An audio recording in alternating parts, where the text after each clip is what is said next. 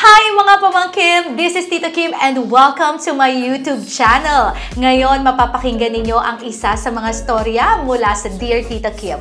But before anything else, please do subscribe and hit that notification bell para updated kayo araw-araw. Enjoy!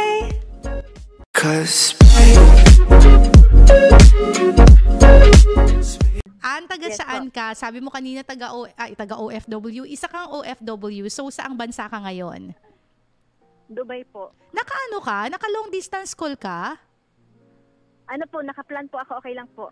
Okay. Kinabahan naman ako. Baka sobrang gumastos ka naman sa akin. Hindi po, Okay. Sige, anong pangalan mo, ate? Ann po, Ann. Ann, ayan. Ann na nga, ang kulit mo naman, Tita Kim. Ann nga eh. Ann from Dubai. Ilang taon na si Ann? 33 po. 33. Sige, Ann from Dubai, bakit ka napatawag dito sa Dear Tita Kim? Yung kasi po, kasi lagi ako nag-aano sa page nyo. Parang gusto ko lang din po ng payo. Kasi meron po akong ka-LDR. Bago po ako pumunta ng Saudi, bago ako umuwi galing Saudi, nagsama kami ng 4 months. Tapos, after 4 months, nagpunta naman ako dito ng Dubai. Siyempre, parang single dad din siya, single mama ko, parang as a partner po, may trabaho naman siya, tumutulong ako sa kanya, sa lahat. Parang hindi siya nahihirapan kasi kulang na kulang yung ano niya, yung sweldo niya. Pero yung alam niyo po ba yung sinukli lang sa akin is yung panluloko. Panluloko? Bakit mo naman nasabing naloko ka? Kasi po, ilang beses ko siyang nahuli na may nandun na po tayo, na may pinupus. Okay lang pumuso sa iba, pero alam niyo po yung pakiramdam, yung instinct niya na yung pinusuan niya is parang nagbibigay siya ng motibo dun sa babae. Teka lang ha. Yung ibig sabihin ng pinusuan, yung hinart sa Facebook. Yes po. Okay, so marami siyang mga hina-heart sa Facebook at sa pag-heart sa Facebook, iba ang pakiramdam mo. Opo, pero alam niyo po yung tipo na yung isang babae lang talaga, sa dami niyang pinusuan, may isang babae kang tinutuban na yun yung inaano niya. Tama po talaga yung ganun eh. Ayun po yung naramdaman ko. Tapos parang, ang sinabi niya lang po sa akin, kasi may ugali rin po talaga ako, may ugali ako. Pag hindi kami okay, ayoko siyang kausapin. Kasi parang, siyempre po, as a OFW, stress na po ako, tapos makikipag-away pa ako sa kanya. Ang katwiran niya po, ako daw may kasalanan, bakit daw siya naghanap ng iba? Ganun. Teka lang, so kasalanan ibig sabihin, teka lang. Ate, ang isa-isa lang ha. So, ibig sabihin, nahuli mo talaga at umami na itong jowa mo sa'yo na talagang siya ay may ibang girl lalo. Noong una po, dinidinay niya, todo dinay siya. Ilang beses ko siya na sino daw yun. May isang babae po nag-chat sa akin na, ang sabi, kung kami pa daw po etong ng jowa ko, sabi ko, bakit? Kasi nililigawan daw po siya. Tapos nag-send po sa akin ng screenshot, yung jowa ko nga daw po nag-i-insist na makapagkita sa kanya. Siyempre, so ibig sabihin yung, teka lang, saglit lang, Ann. Wait. High blood, Ate Ann. Wait lang. Isa-isayin lang natin para mahimay-himay natin. So, ibig mong sabihin, etong jowa mo is, nakipag-chat ka doon sa nililigawan at pinupusuan ng jowa mo. At na-confirm mo nga na nililigawan siya ng jowa mo habang kayo pa. Opo, hindi lang po isa, hindi lang dalawa, tatlo, marami pa. Ay, taray! Send to many, ganon. Yes po. Yung parang, lakas din po kasi ng pakiramdam ko na may screenshot sa akin sinend na picture na hindi niya sinesend sa akin yung mga picture na yun. Napakaramdam ko, hindi niya lang sa akin sinesend yan. Kaya sabi ko, send to many ba yung picture mo? Ay! Nakitalang tutog. So, ikaw may pakiramdam ka na yung mga sinisend niya na picture sa'yo ay hindi lang para sa'yo, kundi sa maraming mga babae. Yes po. Ang masama pa po kasi doon, nakakasama lang ng loob. Yung cellphone po kasi na ginagamit niya galing sa akin. So ibig sabihin talagang hindi ka lang nag-invest tuloy. Nag-invest mo na, hindi ka lang nag-invest ng time. Nag-invest ka pa ng pira, ganon. Yes po. Ayan. Ano pa mga binigay mo sa kanya maliban sa cellphone? Yung po kasi po ayoko na lang parang lahat po, na parang yung na-promote po siya sa trabaho niya, binigay ko po lahat, ultimo brief, lahat, di sa panunumbat, lahat binigay ko sa kanya. Ultimo brief? Yes, parang maging komportable kasi na-promote po siya sa trabaho, yung pinis ko siya. Kasi na-promote siya sa trabaho, so kailangan bago yung brief niya. Yes po, Ganon. lahat po talaga, yes po, lahat. Sinuportahan ko kasi as a partner nga po, di ba? Parang kulang na kulang pa yung sinasahod niya. Parang ako yung ako yung sumalo. Kasi nga po, partner ako di ba? Parang, Yes. hindi ko Pero alam na pero ganun. magjowa Ano yung lang gagawin kayo. sa akin? Ganon. Kasi parehas kayong single mom tsaka single dad, di ba? Yes po. Okay. Nagsama kami nung umuwi ako galing Saudi. Oh, I see. So ngayon, ilang taon na kayo? 2 years na po dapat. 2 last years year na. Po, noon nga, couple mahigit.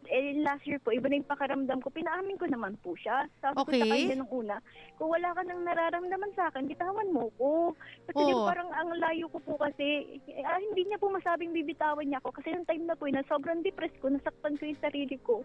Pero hindi ko naman po talaga papatayin sarili ko. Siyempre, may anak din ako. Parang natakot daw po siya kasi nasabihin sa akin na ayaw niya na sa akin. Kasi daw, papatayin ko daw yung sarili ko. Pero hindi po di ba? Kasi kung ayaw mo na talaga, sasabihin mo, ngayon niya lang po sinabi ulit nung nahuli ko na naman siya. Nag-invest na naman ako sa kanya, nagbigay niya naman ako ng pagkakataon, tapos ganun lang talaga gagawin sa akin ulit. So, kailan kayo talaga naghiwalay na? Ngayon po, ngayong araw na to. Ngayong araw na to. Kasi, yes, kasi po nahuli ko po siya. Tapos binalaki niya ako. Tapos sabi niya pa sa akin, tigilan ko na raw sila ng babae niya. Chinat ko po yung babae. Kasi syempre, na ilang araw lang po kami hindi okay. Kasi eto po January, iba na rin po yung kutob ko. Teka lang wait Tama lang, saglit lang ha. Ibig mong sabihin, nag-break na ba talaga kayo before pumasok yung babae niya? O nang Hindi babae pa po, muna siya hindi. bago kayo nag-break? Ano lang po kami, parang hindi kami okay ng mga time na yon. Pero nag-uusap naman po kami, parang nag-uusap pa rin kami. Tapos So hindi pa away kayo na naman kasi break? po Nanlalamig lang Hindi kayo po sa isa't talaga. isa, may pinag-aawayan lang kayo pero hindi pa kayo break. Opo. Ang masama nun is meron na siyang Opo, pinanindigang iba, ganon. Opo, hindi naman totally pinanindigan kasi alam niyo po ba, yung pag nagsusumbong ako sa family niya, dinideny niya yung babae. Sabi ko nga, kung may nararamdaman ka naman sa babae, okay, pag ano mo, parang ilaban mo. Kasi hindi gagawin mo pa akong tanga, hindi lang kasi naman ako niloloko mo. Sarili mo lang din, di ba? Parang ganun po sinabi ko sa kanya. O so Wala daw po, ngayon, parang ano lang daw. nung nag-break na kayo ngayong araw na ito, nalaman mo meron na siyang iba agad, ganon. Eto nga pong January, di ba, hindi kami naging okay. Kasi tinitignan ko lang siya kung magbabago daw siya. Nanghingi siya sa akin ng etong January na bigyan ko daw po siya ng chance, ayusin na daw po lahat. Tinignan ko lang po, hindi ako nagsabi na bibigyan ko siya. Tinitignan ko lang, pero wala pa rin siyang ginawa. Parang sa lahat po ng ginawa niya, pinagpapatuloy niya pa rin hanggang sa nahuli ko na naman siya kanina, na iba nandak ko po siya ha. Tinignan ko yung post niya, may mga pumusong babae. So may nakita ko isang babae, tiningnan ko yung mga post ng babae, may papuso. At may post ho yung babae na parang, ang sabi is, na parang, swerte ko sa taong nakakaintindi ng mood ko at nakakakuha ng ugali ko. Nagulat po ako. May pag-comment po doon yung jowa ko, pa-flying kiss pa po. May mga pa-flying kiss. So para sa'yo, may ibig Yes po. sabihin yun. Meron, opo, totoo. At eto na nga po, tinawagan ko yung jowa ko, nanginginig po ako, di ba? Tinawagan ko, ang sabi niya, tatawag ka na naman para makapag-away. Sabi ko, hindi kita aawayin, wala na naman akong nakita. Ang sabi ko sa kanya, sino naman yung babae na yun? Ang sabi niya po is, pinagsiselos nila lang daw nila ng babae, yung asawa ng babae. Ha? Ako paano? Gumawa po kasi nungalingan na parang nag-comment lang daw po siya, inutusan lang daw po siya ng babae na mag-comment doon para daw po mag-selos yung ex ng babae o asawa, ganun. So Pero iba po yung oo, opo. parang humahanap siya ng excuse para hindi mo Yes, siya opo, masabing opo. nag-cheat siya, ganon. Opo. Tapos ito na nga po, nangyari po ko ngayon, kinonfronta ko po siya. Chinat ko yung babae para gusto ko lang po talaga malaman kasi gusto ko talagang parang tama na yung katangahan ko. Yung na-confirm ko nga po, tinanong ko yung babae, nasabi ko, ano ba yung usapan nyo? Pinagsiselos mo lang ba yung asawa mo? Hindi daw po. Kasi since nung January pa lang daw po talaga, nagkaka-chat sila at nililigawan siya. Never daw po ako kasi single dad din po yung, di ba, yung jowa ko. Niloko po siya ng ex niya, sumama sa ibang lalaki. Tapos eto po, ang kwento niya lang is, naghiwalay daw po sila na yung kinakasama na may anak siya doon, yung ex niya nga daw po, tapos nagkaroon daw po ng dalawang jowa. Hindi po ako naikwento doon sa panibago ngayon. Kaya sabi ko nga sa babae, kung talaga Yes, kung seryoso talaga sa'yo yung lalaki, ikukwento niya ako. Kasi hindi lang kami okay niyan, di ba? Kaya ang sabi ko na lang sa'yo, ikaw, depende sa'yo kung maniniwala ka dyan sa manluloko na yan. Kasi ako nga niloko, di ba? So, ibig mo sabihin, Dalawang taon may hindi man lang inadmit ng lalaki na naging jowa ka niya. Ganon ba, Hindi po, ate? parang ang kwento niya, hindi naman po sa hindi inadmit. Parang hindi niya naikwento na mayroon siya ngayon na parang may kinasama siya na OFW. Parang ganun. Oo nga, hindi niya nga inadmit. Kasi hindi ka na ikwento, Yes, di ba? parang Kung malaking parte ka ng buhay niya, ba't Opo. hindi ka niya ikukwento? At least, di ba? Makwento ka man lang niya at sabihin na lang kunwari na break na kami. Pero yung point na hindi ka man lang naikwento, di ba? So, hindi niya inadmit na meron siyang ibang karelasyon. Ang inadmit niya lang is yung past wife niya. So, hindi lang sa niloko ka niya, kundi in some point, hindi ka talaga niya pinaninindigan sa harap ng iba. Di ba, te? Nga po. Sakit naman niya. Masakit lang po kasi doon kasi kada mag-aano kami, yung sa pamilya ko, kung kausapin niya, mag-video call kami sa pamilya niya, okay na okay. Kala mo walang ginawang mali. Takot na takot siya magsumbong sa pamilya ko sa ginagawa niya sa akin, pero hindi niya alam yung ginawa niya sa akin dito kasi malayo po ako, nadidepress po ako. Oh. Kung alam niya lang yun. Nadidepress po talaga ako. Naiintindihan ko yon, Ate Ann, ha? So, it's okay to cry. It's okay to cry. Labas mo yan. Huwag mong itago yung nararamdaman mo. Kung nagagalit ka, kung naiinis ka, ito, mabuti yan na nailalabas mo dito sa Dear Tita Kim. Sana nga, maubos na lahat ng luha mo dito, eh. Alam mo talagang nakakainis kasi talaga at naiintindihan ko yun kasi alam nyo, ang hirap-hirap ng nasasaktan na nasa malayo ka. Buti sana kung nandito ka sa Pilipinas, nakasama mo yung mga mahal mo sa buhay, pwede mong kausapin yung gumawa sa'yo ng mali. Ang hirap-hirap Ilang beses ko eh. sinabi sa kanya yun. Ilang beses ko sinabi sa kanya yung kada mag-aaway tayo, ikaw, may pamilya ka dyan, may mga kaibigan ka nakakausap, ako ba dito? Di ba wala? True. Hindi naman sa May problema po. hindi naman sa pinapaiyak kita ng pinapaiyak ka. Sa ibang babae siya nagpapa-comfort. Habang ikaw, walang mag-comfort sa'yo dyan, kasi alam nga namang magpa-comfort ka sa mga amo mo, kaya sa mas trabaho mo. Diba? So, kaya nga ito lagi kong pinapaalala sa inyo, kapag kayo ay nasa isang LDR relationship or kung kayo man yung mga nasa Pilipinas, please naman, be extra careful sa nararamdaman ng karelasyon nyo na OFW or nasa labas ng bansa, lalo kung mag-isa lang siya sa work niya. Kasi sa oras na kayo ay nag-aaway, sinusubok yung relasyon ninyo, wala siyang kakampi physically eh. Walang magko-comfort sa kanya, tsaka ang hirap ayusin ng relasyon. Kaya ate, nafe-feel ko yung nararamdaman mo, parang ano yan eh, dugtong-dugtong na sakit. Hindi lang yung sakit na nag-away kayo, kundi yung sakit na malayo ka sa kanya at yung sakit na malayo ka rin dun sa mga tao na pwede mong takbuhan at makaunawa sa'yo. Diba? Naiintindihan ko yun. Pero alam mo ate, ano rin tignan din natin yung better side. Kasi siguro ito yung mga tao na iniiwas tayo ni Lord. Kasi ito yung mga tao na hindi talaga nararapat na bigyan natin ng halaga. Kasi masasayang lahat ng mga binibigay natin doon sa mga tao na hindi marunong magpahalaga nun eh. Bakit? Kasi simple, 'di ba? Humanap ng iba. 'Di ba? Kung talagang mahalaga ka sa kanya at sapat ka para sa kanya, bakit siya maghanap ng iba? 'Di ba? Simpleng logic. Tapos i-deny ka pa niya. Oh, ano 'yon, te? Masama pa nga po doon. Ang masama po kasi doon, 'di ba? Yung parang wala na pala siyang nararamdaman since nagloko na daw po siya, wala na siyang nararamdaman sa akin. Panay hingi pa po siya ng kung ano-ano, panay ano pa rin siya. Hingi ng chance, hingi ng ganito, pampaayos ng motor, ganun. Ako naman si tanga. Tapos hindi niya maamin sa sarili niya noong time na sinasabihan ko siya na ginamit niya lang ako, hindi niya maamin sa sarili niya na ginagamit niya na lang talaga ako. Yung alam niyo po, sinabihan ko siya. Oo. Hindi lang ako, hindi lang mga babae ang niloloko mo, kundi sarili mo. Tsaka sabi ko, ginawa na sa'yo ng ex mo na ramdam mo to, di ba? Ginawa sa'yo to ng ex mo. Sumama sa iba, niloko ka, may mga anak pa kayo. Pero bakit sa akin mo ginawa? Di ba? Yeah.